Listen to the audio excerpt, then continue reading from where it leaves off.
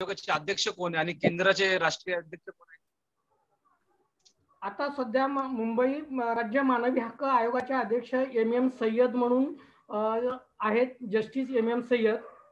पण हे जे अध्यक्ष आहेत हे सध्या तात्पुरत्या स्वरूपाची त्यांची नियुक्ती आहे. कायम स्वरूपीचे अध्यक्ष ही मानवी हक्क राज्य मानवी हक्क आयोगाची नियुक्ती आणखी केलेली नाही. आणि आता राज्य मानवी हक्काचे आयोगाचे सचिव जे आहेत हे आपले तुकाराम मुंडे हे मानवी हक्काचे सध्याचे सचिव आहेत आणि अध्यक्ष MM सय्यद आहेत. सर केंद्राचे सर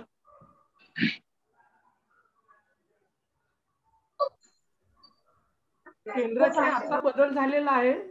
केंद्राचे मी पाहिलेले नाही, पण केंद्राचा आता बदल झालेला आहे. पहिले मुट्टा म्हणून होते, आता त्यांचा बदल झालेला आहे. आता तुम्ही पाहिलेलं नाही, पण आता महाराष्ट्र राज्याचे मानवाधिकार आयोगाचे अध्यक्ष हे MM सय्यद आहेत आणि सचिव तुकाराम मुंडे आहेत. Thank you sir.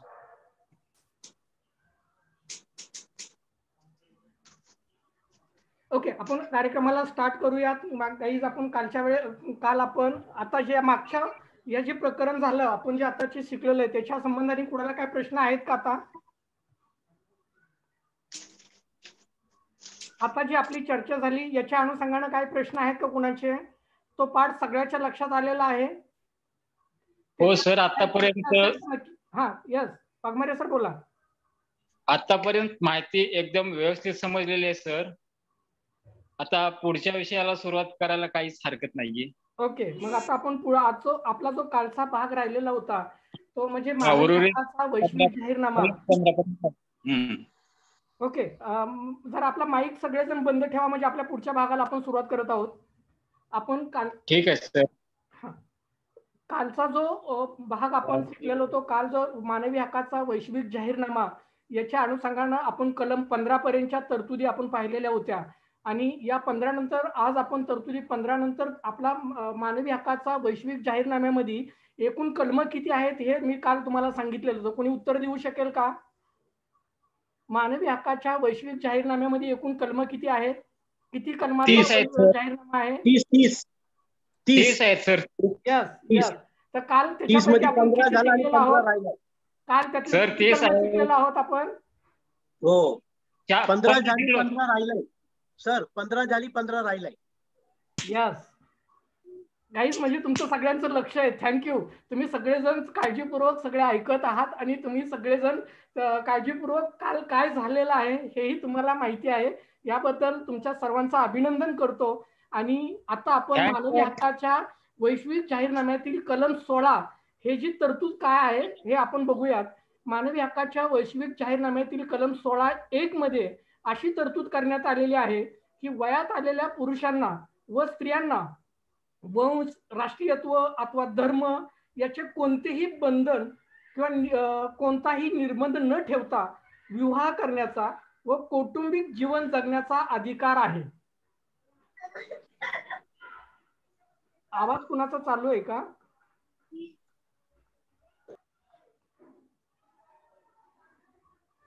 ओके गाईज, या कलमामधली तरतूद काय सांगतील आलं लक्षात तुमच्या की या कलमामध्ये 16(1) मानवी हक्काच्या वैश्विक जाहीरनाम्यामधील 16(1) कलम असं सांगतं की वयात आलेल्या पुरुषाला व स्त्रियांना वंश, राष्ट्रीयत्व अथवा धर्म याचे कोणतेही बंधन अथवा कोणताही निर्बंध न ठेवता विवाह करण्याचा व कौटुंबिक जीवन जगण्याचा अधिकार आहे. म्हणजे एखाद्या विवाह करायचा असेल अशा व्यक्तीला जाती धर्माचं, राष्ट्रीयत्वाचं किंवा कुठल्याही पद्धतीचं बंधन अथवा त्याच्यावरती निर्बंध असे नाहीत. म्हणजे कुठलाही व्यक्ती कुठल्याही जाती धर्मामध्ये त्याच्या संमतीनं त्याचं विवाह करून त्याचं जीवन जगण्याचा, कौटुंबिक जीवन जगण्याचा अधिकार अशा व्यक्तीला देण्यात आलेला आहे. त्याच पुढे त्याच्यामध्ये आणखी अशी तरतूद आहे की विवाहाच्या संबंधात वैवाहिक जीवन चालू असताना आणि विवाह विच्छेदनाच्या वेळी समान अधिकार मिळण्याचा हक्कही त्यांना देण्यात आलेला आहे.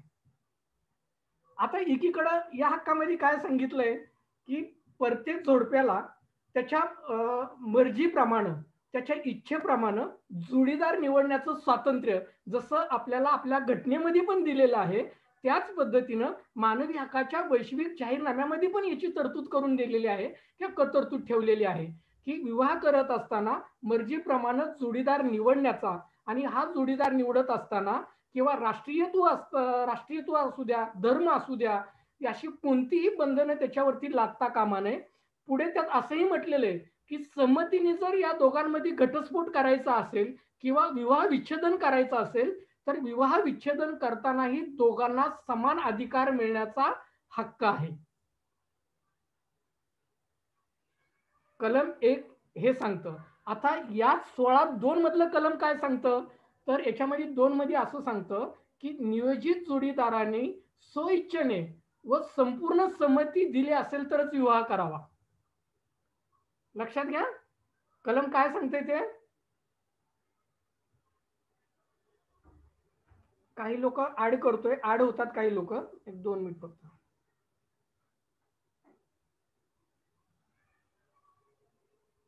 ओके, जे नव्याने ऍड झालेले त्यांनी माईक बंद ठेवण्यात यावा. जे नव्याने आता ऍड झालेले त्यांनी माईक बंद ठेवावा.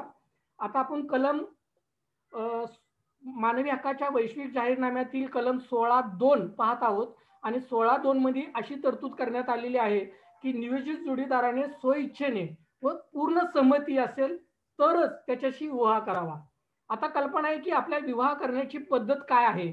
आपल्याला कल्पना, आपण आपले जे जोडीदार निवडत होतो, आपल्याला आधी आपला विवाह कसा ठरला जातो काहीच माहिती आहे ना. आपण सर्वजण विवाह ठरवताना आपल्याला माहिती आहे प्रोसिजर काय केली जाते की आधी मुलगी बघण्याचा कार्यक्रम केला जातो, मग दोघं जणांना एकमेकांना पसंती आहे का हे विचारलं जातं आणि दोघांची सहमती असेल, पसंती असेल तरच तो विवाह केला जातो किंवा विवाह पूर्ण केल्याची मान्यता मिळली जाते. पण पूर्वी असं होतं का, हे कलम का टाकावं असं वाटलं तर पूर्वी आपल्याला कल्पना आहे की वडीलधाऱ्या मंडळांनी ठरवलं की या मुलीशी विवाह तुझा करायचा आहे तर त्या मुलाला किंवा त्या मुलीला ते नाकारण्याचा प्रश्नच येत नव्हता. तिला नकार देण्याचा अधिकारच नव्हता की त्यांनी तो विवाह करायचा म्हणजे करायचा. अशी एक चाली रूढी परंपरा आपल्याकडे पूर्वी होती. येस घाटे सर.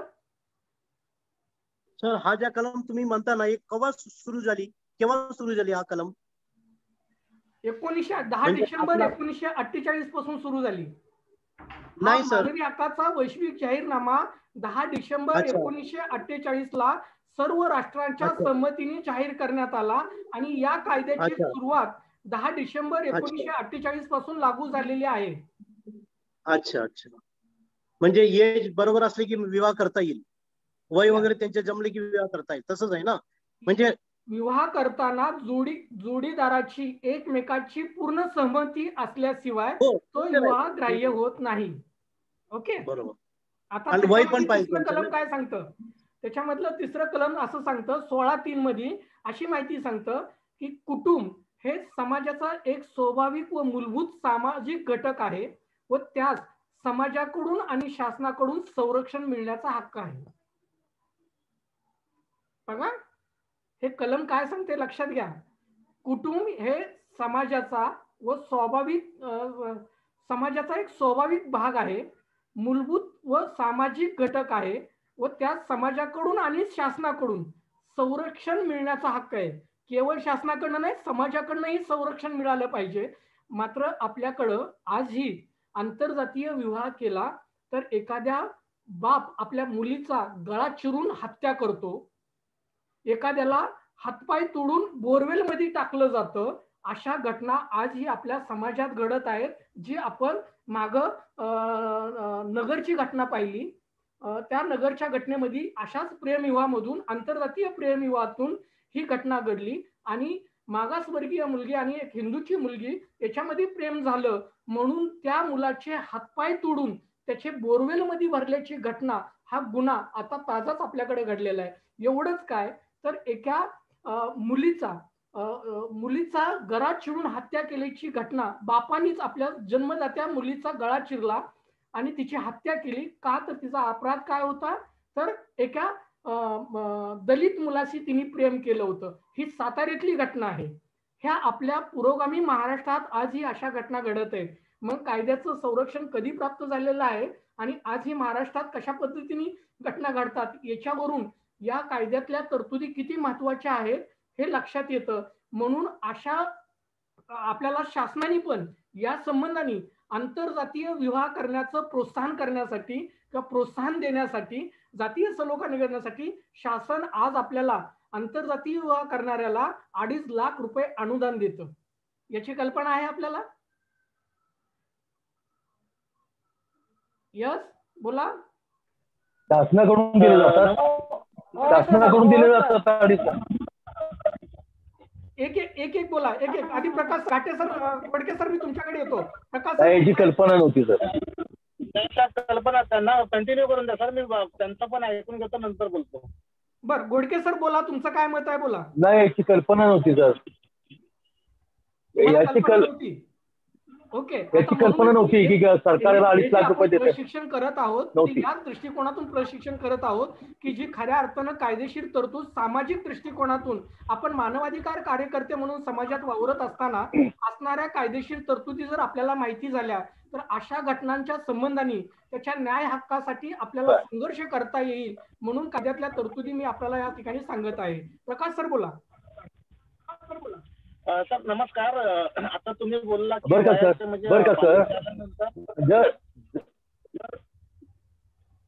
एक बोला. घोडके सर, आवाज येत नाही. घोडके सर, मी तुमच्याकडे येतो. आधी मला याची प्रकाश सर काय म्हणते ते ऐकून घ्या.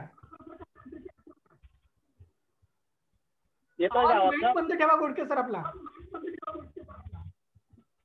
हा बोला. हॅलो, हा सर, येतोय आवाज? हा येतोय, बोला.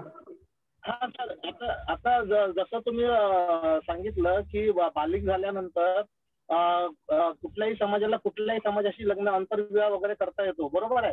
यस.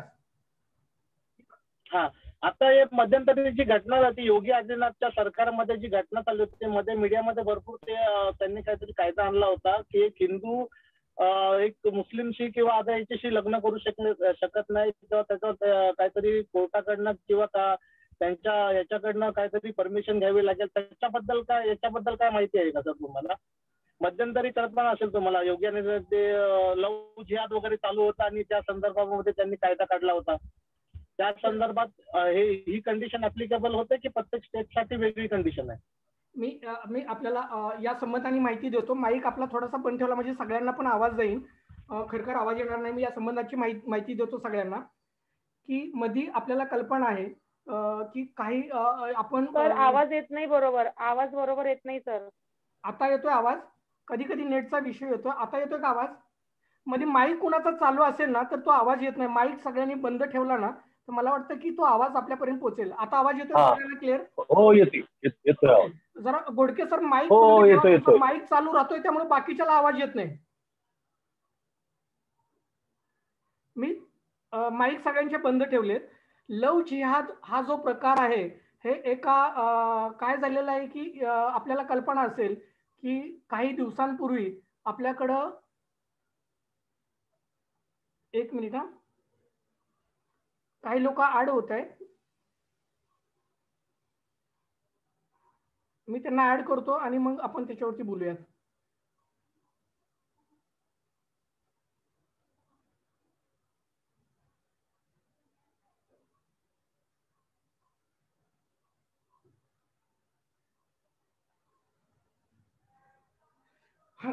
गाईज, आपल्याला लव जिहाद नावाचा एक थोटांडपणे एक घटना आपल्याला समाज माध्यमातून आणि मीडियाच्या माध्यमातून पुढे आणली होती. याचं कारण असं होतं की काही मुस्लिम तरुण हिंदू तरुणीला प्रेमाच्या जाळ्यात अडकवून त्यांच्याशी विवाह केला जायचा आणि तो विवाह झाल्यानंतर तिला सोडून द्यायची आणि तिच्याशी क्रूरतेची वागणूक द्यायची. अशा पद्धतीच्या बऱ्याचशा घटना घडलेल्या होत्या आणि या घटना घडत असतानाच परत आपल्याकडे कल्पना असेल की काही हिंदू तरुणी मुस्लिम तरुणांशी प्रेमाच्या जाळ्यात अडकवायचे आणि तिच्याशी विवाह करायचे, नंतर तिला सोडून द्यायचे. अशा बाबतीच्या परस्पर काही घटना घडलेल्या होत्या. मात्र या संबंधाने कायदेशीर तरतूद करावी म्हणून काही लोकांनी प्रयत्न केले आणि लव जिहाद नावाचा एखादा कायदा अस्तित्वात आणावा अशा प्रकारचं उत्तर प्रदेश सरकारच्या दृष्टिकोनातून तो कायदा पारित करण्याचा प्रयत्न केला होता. पण तो कायदा मला असं वाटतं की पारित झालेला नाही. तो प्रश्न उपस्थित झालेला होता, पण असे कुठलाही कायदा होत नाही, कारण आपल्या राज्यघटनेमध्ये आर्टिकल मध्येच विवाहाच्या संबंधाने जोडीदार निवडण्याचं स्वातंत्र्य हा मूलभूत हक्कामध्ये तरतूद केलेली आहे. आणि दोघांच्या सहमतीने जर तो विवाह करत असतील तर तो विवाह हा कायदेशीरच आहे. आणि त्या विवाहाला संरक्षण देण्याची जबाबदारी ही राज्य शासनाची आहे. त्याला कुणाची विवाह करण्याची परमिशन घेण्याची आवश्यकता नाही. फक्त त्यांना जर अशा आंतरजातीय विवाह करत असताना त्यांना सामाजिक संरक्षण हवा असेल आणि त्याला जर भीती वाटत असेल तर अशा वेळेस शासनाला माहिती देऊन तो शासनाकडनं संरक्षण घेऊ शकतो. ही तरतूद मात्र नक्की त्याच्यामध्ये केलेली आहे. पण लव जिहाद किंवा अशा पद्धतीच्या हे जे थोटांपणा आहे हा मोठ्या प्रमाणात माध्यमातून मोठ्या प्रमाणात उपस्थित केला जात होता किंवा त्या दृष्टिकोनातून मोठ्या प्रमाणात सांगितलंही जात होतं. पण ती वस्तुस्थिती आता सध्या तर तशी काही नाही, हे लक्षात घ्या. आणखी याबाबत काय कुणाला बोलायचं आहे का? बर का सर. हॅलो. हा बोला बर का सर. बोला घाटे सर बोला. जर आंतरजातीय विवाह केलेला असेल तर शासनाकडून त्यांना 2.5 लाख रुपये अनुदान मिळवू शकतो का आपण? हो 100% मिळतो. त्यासाठी काय केलं पाहिजे? शासनाच्या अनुदान स्कीम आहेत. शासनाची अनुदान स्कीम आहे. आंतरजातीय विवाह करणाऱ्या जोडप्याला शासन प्रोत्साहन म्हणून त्यांना 2.5 लाख रुपये अनुदान देतं. त्यांना त्या खात्यामध्ये जॉईंट खात्यामध्ये देतं. त्याची एक प्रोसिजर ठरलेली आहे. ती प्रोसिजरची माहिती जर तुम्हाला पाहिजे असेल तर गुगलवरती सर्च करा. गुगलवरती समाज कल्याण विभागाकडनं हा माहिती आपल्याला अनुदान दिलं जातं. आणि जिल्ह्याच्या ठिकाणी समाज कल्याण विभाग आहे. त्या समाज कल्याण विभागाकडं अशा आंतरजातीय विवाह करणाऱ्या जोडप्यांनी आपलं लग्नाचं सर्टिफिकेट लग्न झाल्याच्या 3 वर्षाच्या आतमध्ये ते दाखल करायचं आहे. त्याच्याबरोबर ती विवाह नोंदणीचं सर्टिफिकेट आणि दोघांचे जातीचे दाखले त्याच्यावरती जोडायचे आहेत.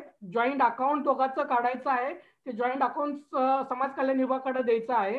त्याची संपूर्ण प्रक्रिया करून ते खात्यामध्ये पैसे समाज कल्याण खात्याकडनं दिले जातात. ओके ओके ठीक आहे. Best sir. घाटे सर बोला. सर हे आंतरजातीय जे आहे ते हिंदू टू हिंदूला नाहीये ना? आता समजा हिंदू मध्ये कोण चांभार आहे, नावी आहे, टेलर आहे, सोनार आहे. ऐका, एखाद्या हिंदू मुलांनी दलित मुलीशी विवाह केलेला असेल तर त्या दोघांनाही 2.5 लाख रुपये त्या ठिकाणी मिळतात. अच्छा. नाही आता समजा सोनार आहे, 1 मिनिट, सोनार आहे, त्यांनी जर चांभारशी जर लग्न केलं तरी मिळेल का? पण दोघं मराठी चांभाराशी मिळेल.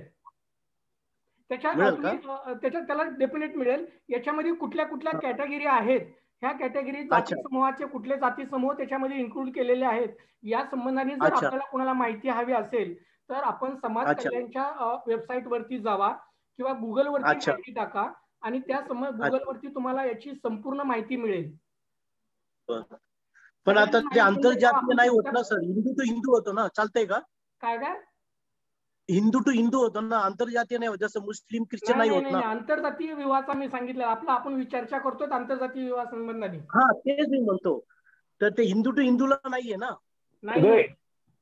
नाहीये ना? आहे म्हणतात. हिंदू टू हिंदूला सुद्धा आहे का? नाही साहेब, हिंदू टू हिंदू आहे की. हिंदू टू हिंदू नाही, आंतरजातीय. हा तेच म्हणतो मी पण. थँक्यू. ओके. आणखी काय कोणाच्या पोट जातीमध्ये आंतरजातीय नाही का होणार? बर, मग घोडके सर पुढचं कलम घ्यायचं का आपण याच्यावर? आंतरजातीयमध्ये सगळ्यांना विचारतो की याच कलमावरती आपण चर्चा करायची का पुढचं कलम घ्यायचं? पुढचं कलम घ्यायचं, याच्यावर चर्चा करायची? पुढच्या विषयाला सुरुवात करा सर. Okay okay. पुढच्या विषयाला सुरुवात करा सर. Next subject. ओके, पुढचा विषय चालू करा सर. ओके, मग मला वाटतं की सगळ्यांनी माईक ठेवा आणि माईक बंद करा आणि पुढचं कलम आपण हे जर एकमेकाशी, बघा आपले जे सगळी कलम आहेत ना ती एकमेकाशी पूरक अशी कलम आहेत. एकमेकाला आता आपण मानवी हक्काच्या वैश्विक जाहीरनाम्यातील कलम 17 हे आपण पाहूयात. या कलमामध्ये काय तरतूद केलेले कलम 17(1) मध्ये असं सांगण्यात आलेलं आहे की प्रत्येकास एकट्याच्या नावावर तसेच इतराबरोबर ती मालमत्ता धारण करण्याचा अधिकार आहे.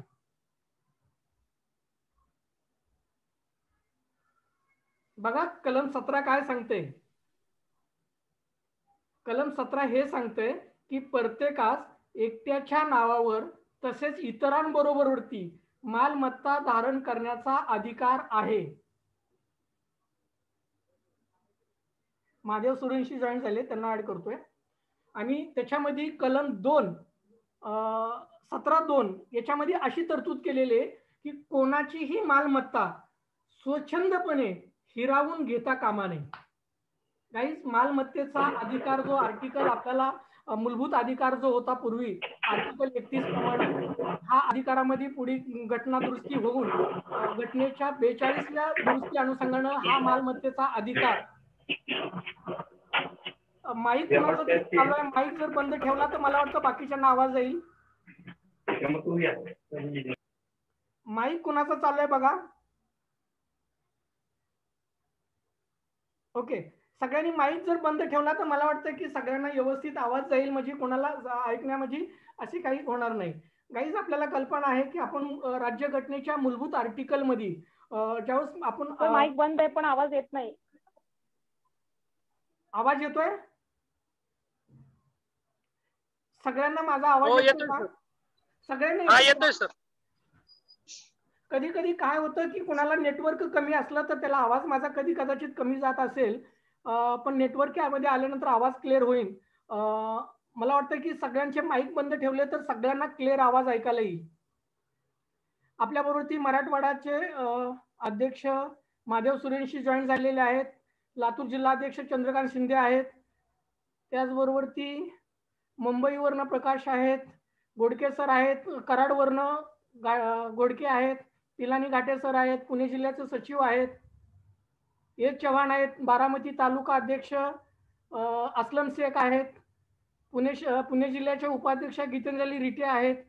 आपण जी चर्चा करत आहोत गाईज, ही चर्चा आपण रेकॉर्ड करत आहोत आणि या रेकॉर्ड केलेली चर्चा आपण आपल्या अन्य कार्यकर्त्यालाही माहीत व्हावी, त्यांनाही समजून मानवी हक्काच्या संबंधांची तरतूद समजावी म्हणून आपण आपल्या मानवी हक्काचं पेज, आपल्या मानवी हक्काचा YouTube चॅनल याच्यावरती मी ती लोड करत आहे आणि ते पाठवत आहे. जरी आपल्याला या प्रकरणासंबंधाने कधी अडथळा आला किंवा काही गोष्टी समजायच्या असतील तर हे पुन्हा तुम्ही हे रेकॉर्डिंग पाहू शकाल. आणि आज आपण मानवी हक्काच्या वैश्विक जाहीरनाम्यातील कलम 16 पाहिलेला आहे आणि आपण 17 मध्ये पाहत आहोत की कलम 17(1) मध्ये असं सांगण्यात आलेलं आहे की प्रत्येकास एकट्याच्या नावावर तसेच इतराबरोबर ती मालमत्ता धारण करण्याचा अधिकार आहे. त्याच कलम 17(2) मध्ये असं सांगण्यात आलेलं आहे की कोणाचीही मालमत्ता स्वच्छंदपणे हिरावून घेतली जाता कामा नये. या कलमाची मानवी हक्काच्या वैश्विक जाहीरनाम्याचं कलम याची जोड आपण आपल्या मूलभूत हक्कामधल्या आर्टिकल 31 मध्ये जर आपण पाहिलं तर याची आर्टिकल 31 मध्ये पण अशीच तरतूद केलेली आहे की प्रत्येकाला संपत्तीचा अधिकार आहे, संपत्ती मिळवण्याचा अधिकार आहे, संपत्ती धारण करण्याचा अधिकार आहे. त्याच पद्धतीने या आंतरराष्ट्रीय जाहीरनाम्यामध्ये पण ही तरतूद करण्यात आलेली आहे. आणि या संपत्तीच्या हक्काच्या बाबतीत पुढे हा मूलभूत अधिकार होता, हा मूलभूत अधिकारामध्ये दुरुस्ती करून घटना 42वी घटना दुरुस्तीच्या अनुषंगानं हा मूलभूत अधिकारातनं काढून टाकण्यात आला. आणि त्याचं कारण असं नमूद करण्यात आलं की मालमत्तेचा हक्क, या हक्काचं रक्षण साध्या कायद्याने पण होऊ शकतं, त्यामुळे ह्या मूलभूत हक्कातून हे पुढे काढण्यात आलं. पण या हक्काच्या मालमत्तेच्या हक्काच्या संबंधाने विविध कायदे करण्यात आलेले आहेत आणि या त्या कायदेशीर तरतुदी आहेत, त्या तरतुदीप्रमाणे त्याची कायदेशीर प्रक्रिया करता येते, हक्क संपादित करता येतो आणि आपल्या मालमत्तेच्या हक्काचं संरक्षण त्या ठिकाणी करता येतं. आता मानवी हक्काच्या वैश्विक जाहीरनाम्यातील कलम 18 मध्ये अशी तरतूद केलेली आहे की प्रत्येकास विचार स्वातंत्र्य, आपल्या सतत विवेक बुद्धी अनुसार वागण्याचं स्वातंत्र्य असण्याचा अधिकार आहे. या अधिकारात स्वतःचा धर्म अथवा श्रद्धा बाळगण्याचा स्वातंत्र्याचा आणि एकट्याने व इतरांनी सामुदायिकरित्या आपला धर्म श्रद्धा जोपासण्याचा त्या शिकवण्याचा किंवा व्यवहारात आणण्याचा, उपासनेत आचरणात जाहीर करण्याचा व खाजगी रीतीने व्यक्त करण्याचा स्वातंत्र्याचा समावेश त्याच्यामध्ये करण्यात आलेला आहे. जसं आपल्या मूलभूत हक्कामध्ये भारतीय संविधान आर्टिकल 19 मध्ये या संबंधांची पण तरतूद करण्यात आलेली आहे, किंवा आपल्याला आर्टिकल 25 ते 29 या धर्मांचे संबंधित आपल्याला धर्म स्वातंत्र्य जे दिलेलं आहे त्या धर्म स्वातंत्र्याप्रमाणेच या मानवी हक्काच्या वैश्विक जाहीरनाम्यामध्ये कलम 18 मध्येही अशाच प्रकारची तरतूद आपल्याला दिसून येते, किंवा या कलम 18 मध्ये हीच तरतूद करण्यात आलेली आहे.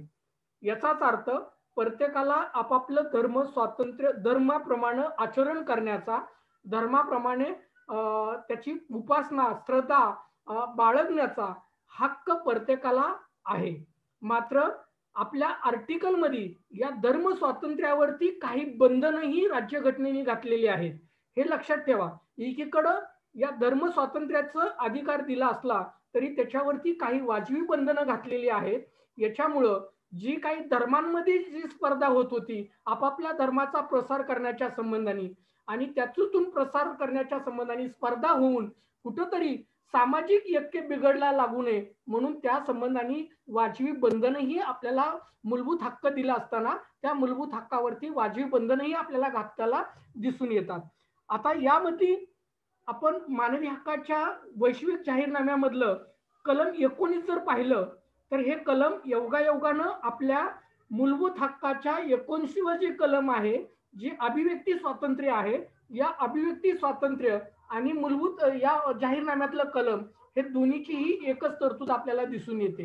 ही तरतूद काय सांगते हे आपण या ठिकाणी बघूयात. जाहीरनाम्यातलं कलम 19 हे असं सांगतं, प्रत्येकास मत स्वातंत्र्य, भाषण स्वातंत्र्य असण्याचा अधिकार आहे आणि या अधिकारात कोणतीही ढवळाढवळ करता कामा नये किंवा होता कामा नये.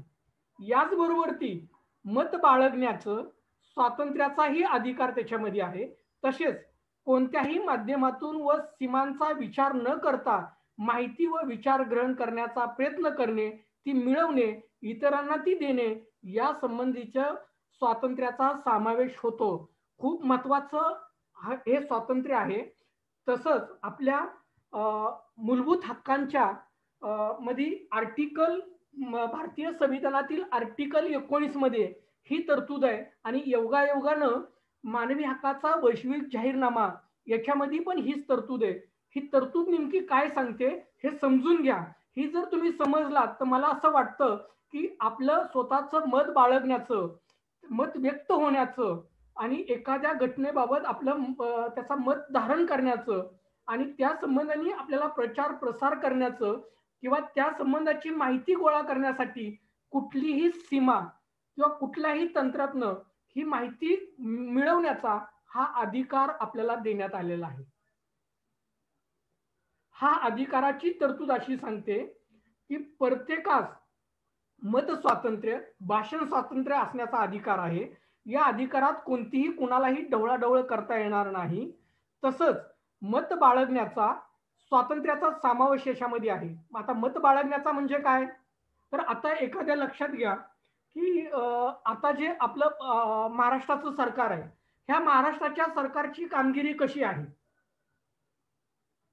ही कामगिरी कशी आहे हे तुम्हाला तुमच्या मतातून व्यक्त करण्याचा अधिकार आहे आणि तुम्ही ते व्यक्त केलं म्हणून तुमच्यावरती कोणी कुठलं सरकार गुन्हा नोंद करू शकणार नाही. यालाच म्हणतात मत स्वातंत्र्य, मत बाळगण्याचं स्वातंत्र्य. आणि या संबंधाने केवळ तुम्हाला मत बाळगण्याचं स्वातंत्र्य नाही तर त्या संबंधाने त्या मताचा तुम्हाला प्रचार प्रसार करण्याचाही अधिकार देण्यात आलेला आहे. त्याचबरोबरती या हे मत मिळवत असताना किंवा या मताच्या संबंधाने तुम्हाला एखादी माहिती मिळवायची असेल, माहिती मिळवण्याचा अधिकार, हा माहिती मिळवत असताना त्या माहिती मिळवण्यासाठी कुठल्याही सीमाचा विचार न करता माहिती मिळवण्याचा अधिकार आहे. म्हणजे तुम्हाला माहिती मिळवण्यासाठी तुम्ही ही माहिती इथनच मिळवली पाहिजे अशातला नाही, तर ती माहिती तुम्ही कुठनंही मिळवू शकता. त्या संबंधाची कुठल्याही सीमाची बंधने त्याच्यामध्ये नाहीत. त्या विचार ग्रहण करण्याचा प्रयत्न करणे हाही तुमचा अधिकार आहे आणि ती मिळवणे म्हणजे ती आपल्याकडे माहिती मिळवणे हाही तुमचा अधिकार आहे आणि त्याच अधिकाराप्रमाणे तुम्हाला ती इतरांना देणे या संबंधीचं स्वातंत्र्य तुमच्याकडे आहे. मग ती इतरांना देत असताना मग एखादी स्वातंत्र्य तुम्ही एखादी कलाकृती करून देऊन माहिती देऊ शकतात. जसं की आता आपण हे जे ऑनलाईन प्रशिक्षण घेत आहोत, हे ऑनलाईन प्रशिक्षण घेण्याचं हा जर स्वातंत्र्य आपल्याला नसतं तर ही माहिती मी तुम्हाला देऊ शकलो असतो का? कदाचित देऊ शकलो नसतो. म्हणून हे जी माहिती आहे, हे जे मत बाळगण्याचे हे जे आपल्या आर्टिकल मध्ये देण्याची जी तरतूद आहे ही तरतूद आहे. मग त्याचबरोबर ती आणखी एक एक्झाम्पल देतो तुम्हाला. जसं की आज अस्लम शेख आपण आज जे मुख्यमंत्र्यांना पत्र पाठवलेलं आहे, हे पत्र तुम्ही जी समाजातली माहिती गोळा केली, जी वस्तुस्थिती समाजातली माहिती गोळा करून त्या माहितीच्या अनुषंगानं त्या माहितीचं देवाणघेवाण तुम्ही इलेक्ट्रॉनिक पद्धतीने राज्याचे मुख्यमंत्री आणि राज्याचे राज्यपाल यांना तुम्ही दिली. जर हा अधिकार तुम्हाला नसता तर तुम्ही ते देऊ शकला असतात का? तर कदाचित देऊ शकला नसतात. म्हणून हे जे अधिकार आहेत या अधिकाराची माहिती जर तुम्हाला झाली तर मला असं वाटतं की आपण आपल्या हक्कांविषयी जागृत होऊ, समाजाच्या हक्काविषयी जागृत करू, समाजात ह्याची जनजागृती करू आणि खऱ्या अर्थानं हक्कांशी जागृत झालेला समाज आणि त्याचबरोबर ती कर्तव्याने जागृत झालेला समाज, असा साक्षर समाज हा लोकशाहीचा खरा मूलभूत पाया आहे आणि समृद्ध अशी लोकशाही घडेल. आणि घटनाकार डॉक्टर बाबासाहेब आंबेडकरांनी जी घटना नियुक्त केली आणि या घटनेद्वारे लोकांनी लोकांसाठी चालवलेलं राज्य जे निर्माण करण्यात आलं, ह्या राज्याला खऱ्या अर्थानं त्याला समृद्ध असं घडण्यासाठी आपलाही हातभार लागेल. आणि म्हणून आपण सगळ्यांनी याच्या संबंधाने साक्षर होणं गरजेचं आहे. या दृष्टिकोनातून आपण हे मानवी हक्कांच्या संबंधी असणाऱ्या तरतुदीची जाणीव आणि त्याचा प्रचार प्रसार होण्याच्या दृष्टिकोनातून कायदेशीर असणाऱ्या तरतुदी या संबंधाची माहिती आपल्यापर्यंत पोहोचवण्याचा प्रयत्न करत आहे. गाईज, आता अगदी काही अवघे काही 6-7 मिनिट शिल्लक आहेत. मला वाटतं की हा कायद्याचा अभ्यास हा नेहमी रटाळवाना ठरतोय आणि कधी कधी जास्त वेळ बसल्यानंतर आपल्याला कधी संपत आहे असं वाटतं. म्हणून मला वाटतं की आपण आता या पुढच्या कलमाची चर्चा आपण उद्या करूयात आणि आतापर्यंत आपण जे काही शिकलो यावरती आपण चर्चा करूयात. आतापर्यंत जे काही अधिकार आपल्याला मी सांगण्यात आलेले आहेत या अधिकाराच्या संबंधाने कुणाला जर आपली भूमिका मांडायची असेल सर मला हा बोला. अस्लम शेख बोला. हॅलो हा बोला अस्लम शेख. जोश सर आवाज येतोय का? हो बोला बोला. जे शिबिर घेतले सर तुम्ही त्याबद्दल तुमचं अभिनंदन. आजच्या या शिबिराबाबत आपली काय भूमिका मांडायची का ती मांडा. कलमाबाबत काय समजलं नसेल याबाबतची माहिती द्या. हा बोला घाटे सर बोला. सर 19 पर्यंत झाली, 20 उद्यापासून होईल ना? यस ठीक आहे, थँक्यू. आणखी कोणाला काय भूमिका मांडायची? मयूर सर आपल्याला काय भूमिका मांडायची आजच्या या? चंद्रकांत सर आपल्याला काय भूमिका मांडायची?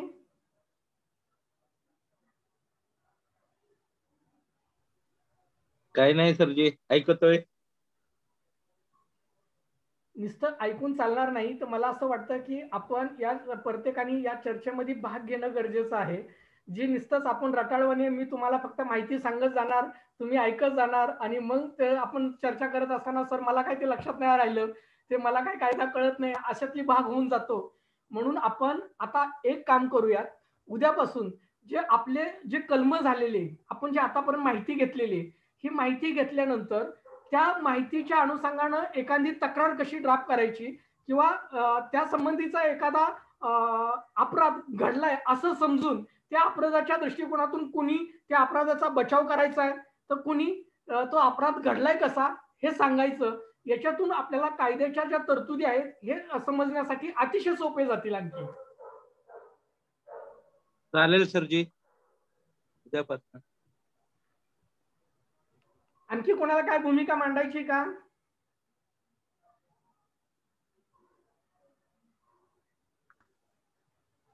सर नमस्कार सर. हा बोला. हॅलो. हा बोला बोला. यस सर बोला. सर मला हे पोलीस चौकीच्या बाबतीत बोलायचं होतं. काय काय सर पोलीस चौकीमध्ये रोज रोज नव्या नव्या तक्रारी येतात आणि वस्तीमधल्या झोपडपट्टी मधल्या सर्व एरियातल्या तक्रारी असतात. वस्ती पातळीवर तक्रारी असतात पोलीस चौकीमध्ये छोट्या मोठ्या गुन्ह्यांची. जेव्हा आपण तिथे जाऊन तिथे विचारतो तर तिथे नाही का नवीन नवीन हवालदारचे 18 वर्ष 22-25 वर्षाचे विषम आरेतुरीची भाषा वापरतात हे. आणि तू कोण नाही काय अशी नाही का भाषा वापरून त्यांना नाही का सिनियरांचं सिटी रिस्पेक्ट पण करत नाही. डायरेक्ट आरेतुरीची भाषा वापरतात. टाईट कपडे घालून आपली दहशत माजवण्याचा प्रयत्न करतात हवालदार लोक सुद्धा. तर यांना शिस्तभंग कार्य माहिती नाही का सर? कशा प्रकारे सिनियरांशी किंवा पत्रकाराची सामाजिक कार्याशी बोलावं आरेतुरीची भाषा वापरून एक दहशत निर्माण करतात. मी या संबंधाने आपल्याला एक माहिती आता अगदी थोडक्यात माहिती देतोय कारण आपल्याकडे 2च मिनिट शिल्लक आहेत. या संबंधाने एक तुम्हाला माहिती देतो की प्रतिष्ठेनं जीवन जगण्याचा अधिकार हा प्रत्येक नागरिकाला आपल्याला संविधानाने दिलेला आहे. सन्मानानं आणि प्रतिष्ठेनं जीवन जगण्याचा अधिकार आहे. जर कुणी तुमच्या सन्मानाला ठोस पोहोचवलेली आहे किंवा तुम्ही पोलीस स्टेशन मध्ये गेलात आणि तुम्हाला अपमानकारक वागणूक दिलेली आहे किंवा तुमच्या सन्मानाला ठेस पोचवली असं जर कुणाची तक्रार असेल तर त्याच्या अनुषंगानं पोलीस प्राधिकरण नावाची एक यंत्रणा उभी करण्यात आलेली आहे. ही पोलीस प्राधिकरण यंत्रणा ही पोलिसांच्या संबंधाने नागरिकांशी कसं वर्तन केलेलं आहे किंवा त्या नागरिकांच्या तक्रारीप्रमाणे त्याची तक्रार नोंद केली नाही का किंवा त्याचा योग्य कलमानं गुन्हा नोंद केला नाही, त्याच्यावर अन्याय केलेला आहे किंवा तपासात हलगर्जीपणा करून आरोपीला फायदा होईल असं एखादं कृत्य केलेलं आहे अशी कुणाची जर पोलिसा संबंधानीची तक्रार असेल तर त्या संबंधाने कारवाई करण्याकरिता पोलीस प्राधिकरण नावाची यंत्रणा केलेले. या यंत्रणेमध्ये ACPच्या खालचे जेवढे रँक अधिकारी आहेत मग ते हवालदारापासून ती ACP पर्यंत तर अशा याच्या संबंधाने कारवाई करण्यासाठी विभागीय पोलीस प्राधिकरण नियुक्त करण्यात आलेलं आहे. आणि पुण्यामध्ये सिंहगड रोडवरती पुणे जिल्हा पुणे सांगली कोल्हापूर आणि यांच्यासाठीचं हे रिजनल ऑफिस आहे, विभागीय कार्यालय आहे. त्या संबंधाने त्यांची तक्रार सिंहगड रोडवरती पोलीस प्राधिकरणाकडे आपण तक्रार देऊ शकता आणि त्या संबंधाने दाद मागू शकता. यस गजानन सर बोला. Thank you sir. बोला गजानन सर. मला एक महत्वाचा मुद्दा असा मांडायचा. आपले प्रशिक्षण तर आहेत, प्रशिक्षणातून आम्हाला सगळे मिळते, पण आता हे जे पोलिसांना पण हा कायदा माहित असतो, ACPला माहित असतो, त्यांच्या शिपायांना माहित असतो, त्यांना ट्रेनिंग असतं. तर मला असं आता एक म्हणजे योग्य वाटतंय का बघा, मी माझं मत मांडतोय तुमच्या समोर सगळ्यांसमोर. प्रत्येक पोलीस स्टेशन मध्ये जर आपण ही जी मानव अधिकाराची आणि आपल्या ज्या घटनेचे अधिकार बाबासाहेबांनी सांगितलेले आणि आपला जो मानव अधिकाराचा जाहीरनामा आहे त्याच्या कलमाचे जर प्रत्येक बोर्डवरती जर लिहून लावलं त्याच्यामध्ये थोडाच खर्च आपल्या सगळ्याला येईल.